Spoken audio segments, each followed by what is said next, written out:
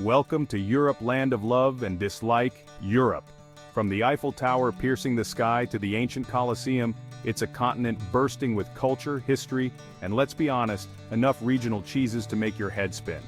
But beneath those charming accents and picturesque villages lies a complex web of relationships, some more, shall we say, than others. Yes, my friends. Today we're diving headfirst into the simmering cauldron of European rivalries to answer one burning question: which countries are the most disliked and why? Get ready for some shocking facts, historical grudges, and maybe, just maybe, a few uncomfortable truths about ourselves. But before we unpack centuries of geopolitical drama, do the internet thing, smash that subscribe button like you're trying to win a free baguette in a French village during a bread shortage. Trust me, you don't want to miss what's coming next. Russia. A land of vast forests, frozen tundra, and enough nuclear warheads to make even the most hardened general sweat a little. It's a place where the natural beauty is as striking as its military might. It's also, perhaps unsurprisingly, often found at the top of those most disliked lists. A nation that seems to revel in its own enigma. But why, you ask? Is it the borscht? Unlikely, unless it's being served at room temperature by a man in a tracksuit who keeps asking if you've seen his pet bear Boris.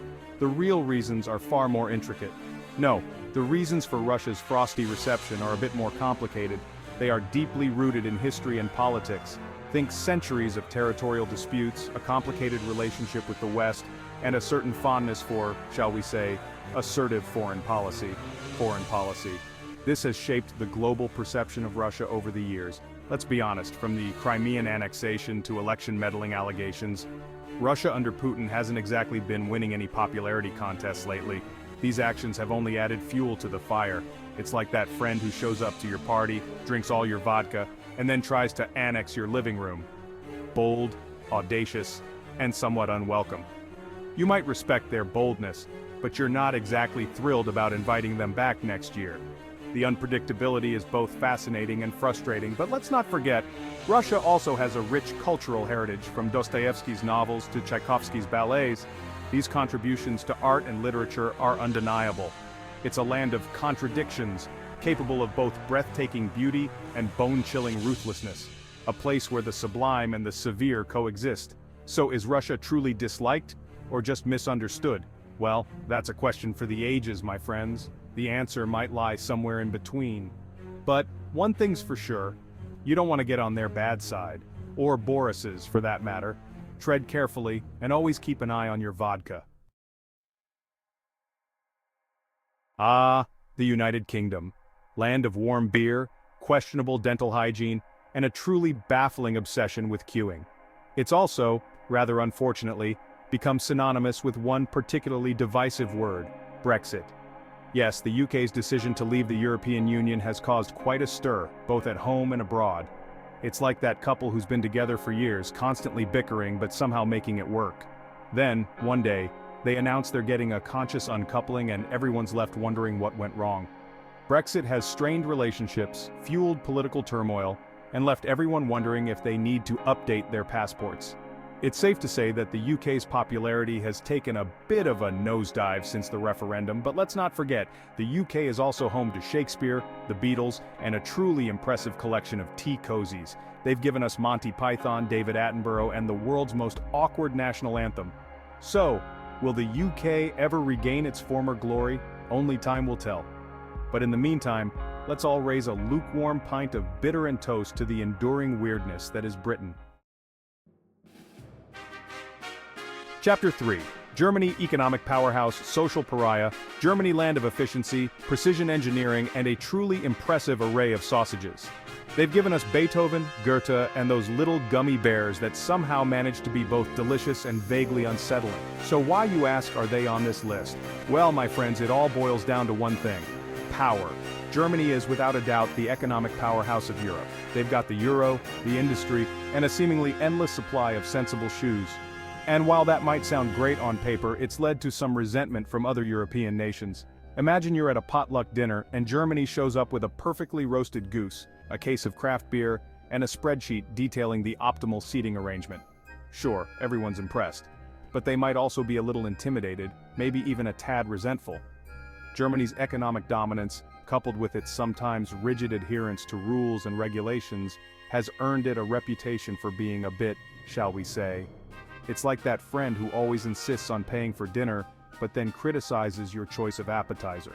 But beneath that stern exterior beats a heart of sauerkraut and schnitzel. Germany has a rich culture, a complex history, and a deep-seated love of David Hasselhoff that defies all logical explanation. Chapter 4. France. Love it or hate it, you can't ignore it. Ah, France. Land of romance, fine dining, and an almost pathological aversion to speaking English. It's a place where love is in the air, and every corner seems to whisper sweet nothings in French. They've given us the Eiffel Tower, the Louvre, and a truly impressive array of berets.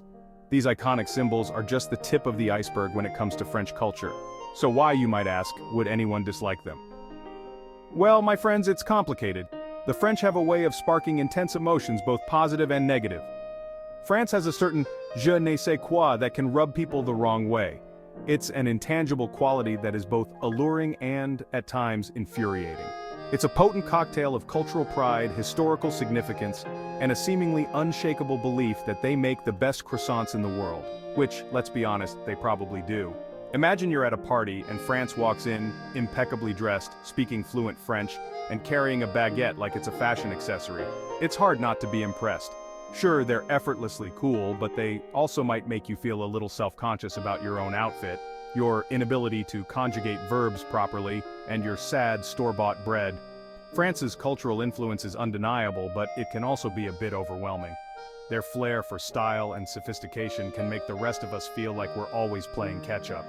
They're like that friend who always looks effortlessly chic, even in sweatpants, and can somehow make even the most mundane activities seem glamorous. It's a talent that few possess. You can't help but admire them, even if you secretly want to spill red wine on their white linen pants.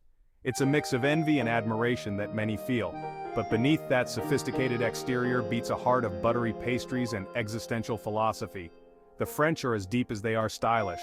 France is a land of contradictions, capable of both breathtaking beauty and baffling bureaucracy. It's a place where the sublime and the ridiculous coexist. So, is France truly disliked or just misunderstood? Perhaps it's a bit of both, depending on who you ask. Well, that's a question best pondered over a glass of Bordeaux and a plate of escargots. It's a debate that could go on forever. Just don't expect a straight answer. In true French fashion, the answer is likely to be as complex and nuanced as the country itself. And maybe, just maybe, that's part of France's enduring charm. Chapter 5. Poland caught between East and West Poland, a nation with a rich history, a vibrant culture, and a truly impressive collection of pierogi recipes. From bustling markets to lively cultural festivals, Poland's spirit is palpable. They've given us Chopin, the musical genius, Marie Curie, the pioneering scientist, and a certain vodka brand that's best enjoyed with a hearty na zdrowie. Their contributions to art, science, and even our social gatherings are undeniable. So why, you might ask, are they on our list of Europe's most disliked countries? It's a question that leaves many puzzled. Well, my friends, it's complicated. The answer lies deep within the annals of history and the intricate web of geopolitics. Poland's geographical location, nestled between Germany and Russia, has historically made it a bit of a geopolitical football, kicked back and forth between empires and ideologies. This constant tug-of-war has left lasting scars. It's like that friend who sits between two groups in the cafeteria, trying to maintain friendships with both, but inevitably getting caught in the crossfire when a food fight breaks out. Poland's position has often forced it to navigate treacherous waters. In recent years, Poland has found itself at odds with the European Union on issues ranging from LGBTQ+ rights to judicial independence. These conflicts have brought Poland into the spotlight, often for contentious reasons. These disagreements, fueled by a complex mix of historical grievances, cultural values, and political opportunism, have strained relations and led to accusations of backsliding on democratic principles. The tension is palpable in political arenas and public squares alike. Imagine you're at a family reunion, and Poland shows up, eager to participate but also determined to assert their independence. They want to be part of the family but on their own terms. They might challenge the traditional seating arrangement, question the choice of music, and insist on bringing their own pierogi recipe, even though Aunt Helga makes a mean one. Their unique approach often sparks debate. Their intentions are good, but their methods can sometimes rub people the wrong way. This friction is a recurring theme in Poland's interactions on the European stage. Poland's journey is far from over. The nation continues to evolve, balancing its rich heritage with modern aspirations. They're a nation grappling with its past, navigating its present, and trying to chart a course for its future. The path ahead is as challenging as it is promising. It's a story of resilience, defiance, and a deep-seated desire for self-determination. Poland's spirit remains unbroken, a testament to its enduring strength and will. Outro Europe, a tapestry of tensions and triumphs. So, there you have it, a whirlwind tour of Europe's most disliked countries, complete with historical baggage, cultural quirks, and enough political intrigue to make your head spin. But as we've seen, dislike is rarely black and white. It's often rooted in misunderstanding, fueled by stereotypes, and amplified by the echo chamber of the internet. At the end of the day, Europe is a continent of incredible diversity, rich history, and yes, even some healthy disagreements. It's a place where ancient rivalries coexist with modern partnerships, where cultural differences spark both conflict and creativity. So the next time you find yourself tempted to judge an entire nation based on a headline or a stereotype, remember this. Behind every country there's a complex tapestry of experiences, perspectives, and yes, even some questionable fashion choices. Embrace the messiness, celebrate the differences, and never underestimate the power of a shared laugh, a good meal, and maybe even a well-timed compliment on someone's beret.